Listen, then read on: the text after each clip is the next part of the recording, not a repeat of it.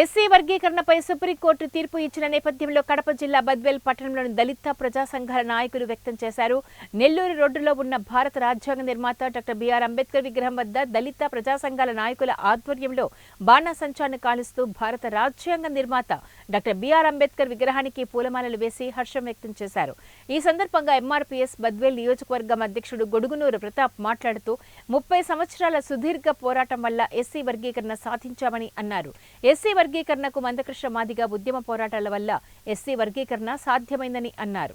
MRPS జై మందకృష్ణ మాదిగ గారి 30 ఏళ్ల సుదీర్ఘ పోరాటంలో ఈరోజు ప్రత్యేకమైన ఒక మైలురాయిగా చరిత్రలో నిలబడిపోయే తీర్పు రావడం కూడా మేము స్వాగతిస్తున్నాము.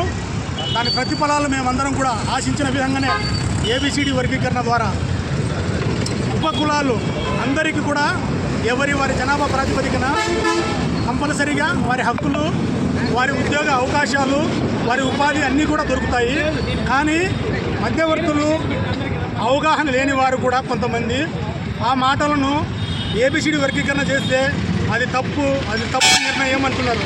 ఇచ్చింది కూడా దేశ సుప్రీంకోర్టు ఇచ్చింది. సుప్రీంకోర్టులో కూడా ఒక జడ్జిమెంట్ సుప్రీంకోర్టు వచ్చిందంటే దేశంలో అత్యంత ఉన్నతమైన స్థానము సుప్రీంకోర్టుది. కానీ అక్కడి నుంచి కూడా ఆ తీర్పు రావడం అనేది కూడా మేమందరము మాదిగలుగా కూడా స్వాగతిస్తున్నాము. అదేవిధంగా మాదిగలు, ఉపకులాలు, ఎస్సీ, ఎస్టీ, బీసీ అందరికీ కూడా, ఎందుకంటే ఆల్రెడీ కూడా గత 40 సంవత్సరాల నుంచి ఏబిసిడీలు బీసీలలో నడుస్తున్నాయి. కానీ దాని గురించి ఎవరు కూడా బాధపడలేదు. ఎందుకంటే ప్రతి ఒక్కరికి ఎవరి హక్కు ఏంటి, ఎవరి హక్కులు వాళ్ళకి కంపల్సరీగా వస్తాయి. కానీ దీనివి ఏ విధంగా వర్గీకరణగా మాట్లాడుతూ చేస్తూ ఇబ్బంది పడుతున్నారు. కానీ అవన్నీ ఏవి ఒక అపోహలు తప్పితే ఏది ఉండదు. కానీ ఈరోజు కూడా ఒక సువర్ణ అధ్యాయము.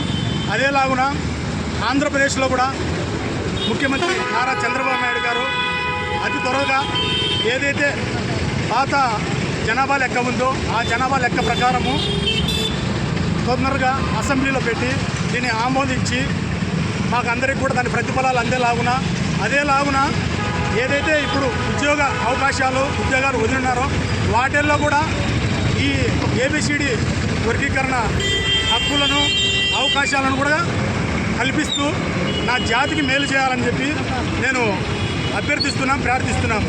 ఎందుకంటే గతంలో కూడా 2000 సంవత్సరంలో నారా చంద్రబాబు నాయుడు గారి ద్వారానే ఏబిసిడి వర్గీకరణ జరిగింది. కేవలం 4 సంవత్సరాలు మాత్రమే ఉన్నది.